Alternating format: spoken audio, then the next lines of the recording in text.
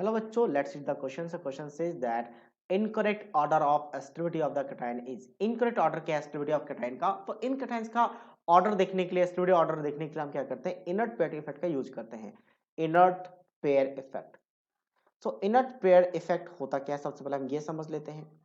और ये सारे के सारे एलिमेंट्स कार्बन फैमिली से बिलोंग्स करता है, यानी कि याद करने का एक सिंपल सा निमोनिंग है, बहुत ट्रिक सा और फनी भी है। जैसे काशी जी का सान पावर, जैसे मान लो काशी लोगों का पहले बहुत ज्यादा सान पावर होता था, उसके बेसिस पे कि काशी सी ऐसा ही काशी जी का सान पावर।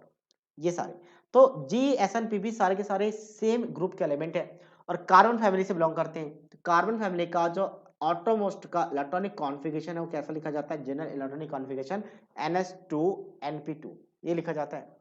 तो इसका जो मैक्सिमम ऑक्सीडेशन स्टेट है, क्योंकि यहाँ पे ऑक्सीडेशन स्टेट के बेसिस पे स्लोली डिस्कस हो गई, वो +4 हो सकता है क्योंकि ऑटोमोस में 4 इलेक्ट्रॉन है। बट क्या होता है कि डाउन द ग्रुप जाने पे साइज इंक्रीज करता है और साइज इंक्रीज करने की वजह से जो NS वाला इलेक्ट्रॉन होता है वो न्यूक्लियस के पास चला जाता है, क्योंकि एस्पेरिकली सिमेट्रिकल होता है। बट पी ऑर्बिटल्स कैसा होता है, आपका डम्बल होता है।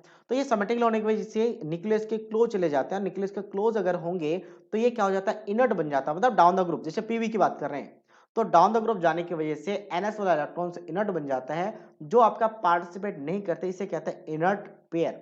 जो इनर्ट पेयर है और इफेक्ट है, इफेक्ट मतलब इनर्ट इफेक्ट लग गया तो NH2 वाला इलेक्ट्रॉन पार्टिसिपेट नहीं करेंगे बॉन्डिंग में, मतलब आपके 2 ही इलेक्ट्रॉन है पार्टिसिपेट करने के लिए बॉन्डिंग में और 2 इलेक्ट्रॉन है, तो मैक्सिमम ऑक्सीडेशन स्टेट कितना आ सकता है, +2 आ सकता है due to inert pair effect.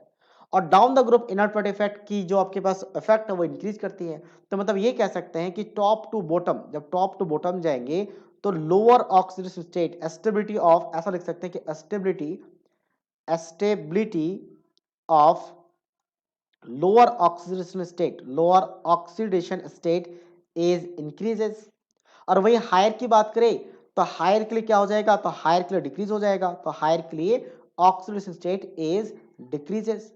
अब इसी के बेसिस पे अगर मुझे तीनों का कंपेयर करना हो तो कैसे करेंगे, जैसे जी का +4 वाला, यहां से स्टार्ट करते हैं। +2 लोअर वाला है, तो +2 लोअर वाला है तो डाउन द ग्रुप बढ़ेगा, मतलब जी से ज्यादा एस एन से ज्यादा पी भी का आएगा, तो ये एग्जैक्टली ट्रू है और हमें इनकरेक्ट ढूंढना है तो ये आंसर नहीं आएगा। नेक्स्ट है +4, तो +4 में डाउन द ग्रुप डिक्रीज हो जाएगा, क्योंकि इनर्ट पर डिफेक्ट लगता है तो डाउन द ग्रुप +4 शो करने की टेंडेंसी कम हो जाएगा। तो ये वाला जो ऑप्शन है इनकरेक्ट हो चुका है, क्योंकि पी भी +4 कम स्टेबल होगा, जी ज्यादा स्टेबल होगा, तो ये इनकरेक्ट है, ये आपका फॉल्स है, इनकरेक्ट है, तो ये आंसर आ जाएगा। नेक्स्ट Sn +2 +4, अब देखो जैसे Sn में इनर्ट पर डिफेक्ट लगेगा तो लोअर वाला ज्यादा स्टेबल होगा एज कंपेयर टू हायर वाला, क्योंकि इनर्ट पर डिफेक्ट लगने की वजह से +2 ऑक्सीडेशन स्टेट शो करेगा, NS वाला ऑर्बिटल इनर्ट बन जाएगा, तो ये आपका ट्रू है।